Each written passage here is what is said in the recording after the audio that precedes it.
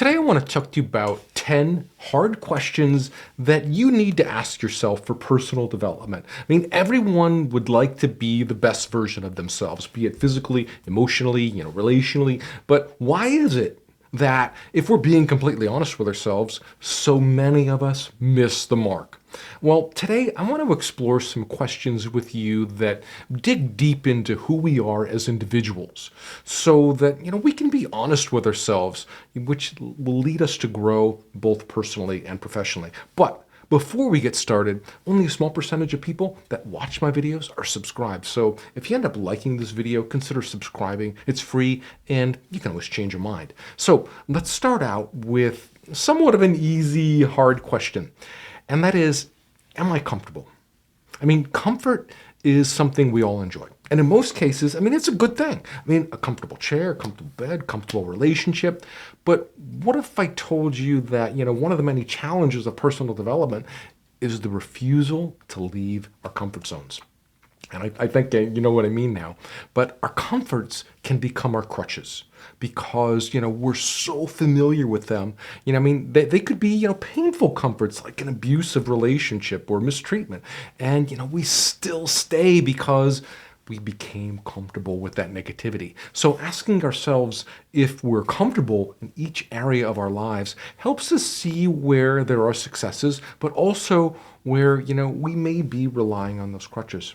So let's move on here to number 2. How am I spending my time? Now, this question opens up a floodgate of revelation because of how you're spending your time clearly tells how your life is going. We all spend time on what we see as a priority. No matter how much you say something is a priority, if you're not spending time on it, it really isn't. So keeping track of how you're spending your time and making the necessary changes will greatly improve your situation because you'll no longer waste time on the things that you care very little about. Okay, let's move on here to question number 3. Am I following my emotions to direct my decisions? Now we're getting into some deeper stuff here, but there's nothing wrong with your emotions. It is valid to feel sad when you're in a sad situation, just like it's valid to be happy in a happy situation. Your emotions should never be dismissed. However, emotions lead us to decisions that, we later regret. For instance, let's say you had a bad day at work or school and, you've been sitting in a negative state most of the day. And then you come home and one of your loved ones, asks you, basic question, and then you just snap at them. We've all been there. Of course, you immediately apologize, but, because you let your emotions dictate your decisions, you did something that you didn't think through. It can be hard with some emotions, but with practice, you can learn to feel the emotion as deeply as you choose to feel it, but give yourself that buffer so that you have time to properly analyze what that emotion means to you and how it's affecting you so that you can make better decisions. Personal development is centered on learning to master the things about us that we can control. Your emotions may feel or be out of control, but your actions based on those emotions is 100% up to you. Okay, so let's lighten the mood just a little bit with question number 4 here.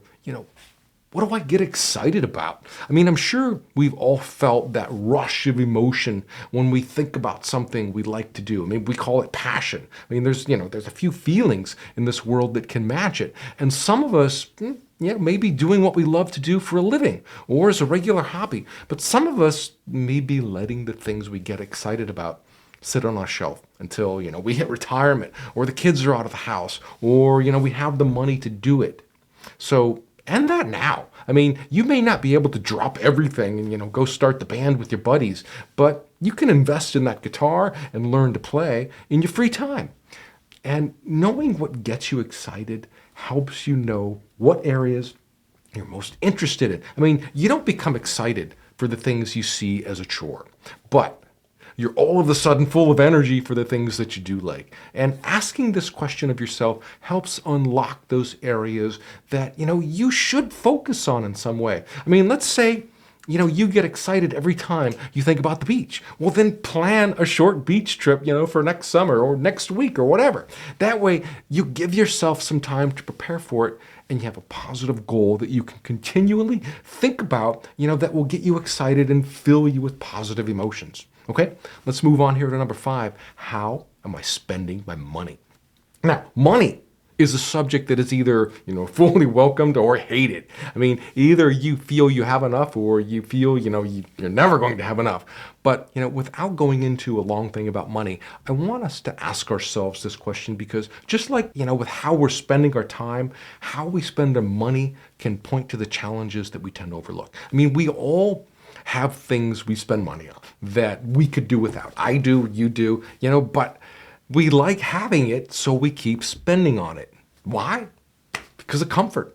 Simple as that. I mean, expert after expert tells us it's cheaper to carpool, it's cheaper to make our own meals, but nobody carpools and everyone loves dining out. I mean, I'm not saying to, throw out all your pleasures. What I am saying is, when we ask ourselves how we're spending our money, we tend to find a couple of spots that we can save money on. I mean, it's going to take constant discipline.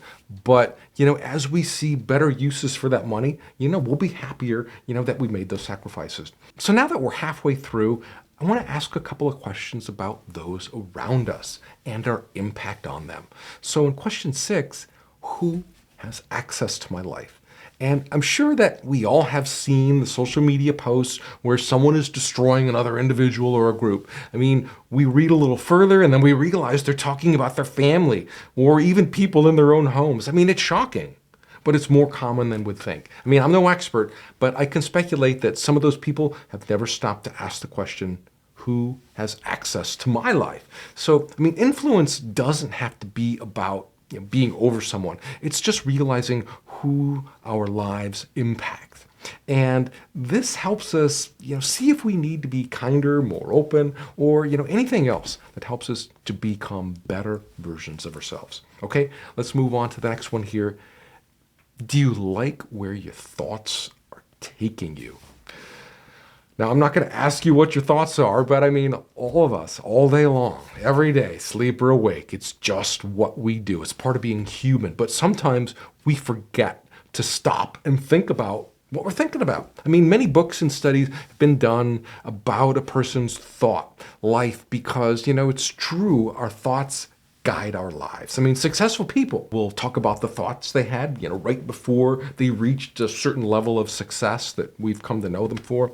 And couples will talk about how much they think about one another. But in personal development, understanding the direction our thoughts are taking us helps us to stop traveling down the roads we don't want to travel and start traveling down the ones that will allow us to grow. I mean, misery loves company is a quote that, we could use for the negative thought patterns and then the ones that we get caught up in.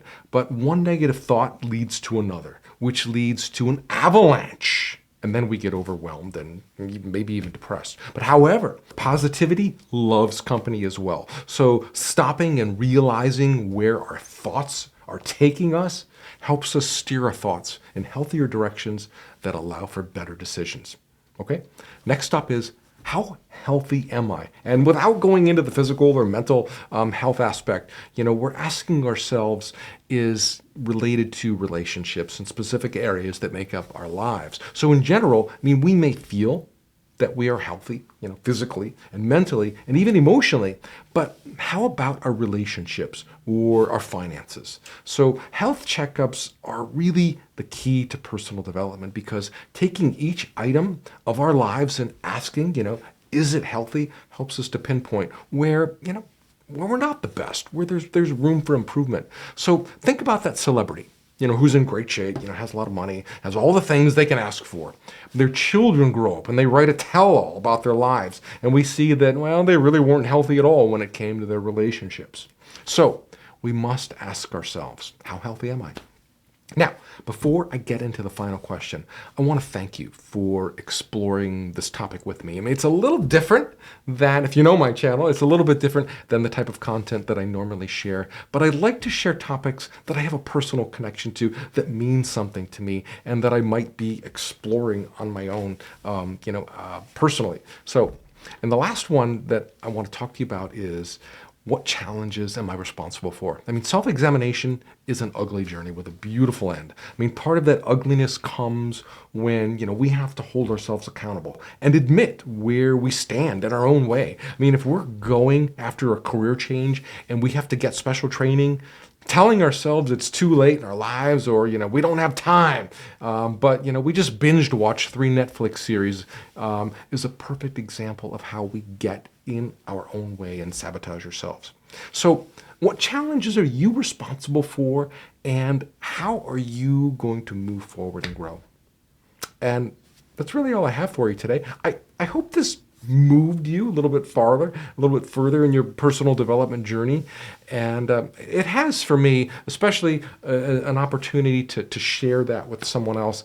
I think it helps everybody grow a little bit. So that, my friend, is all I have for you. I wish you all the best. If you found this video helpful, please give it a thumbs up. I'd appreciate it. And if you want to get notified every time I release a new video, please subscribe. And I'll see you in the next video. Bye now.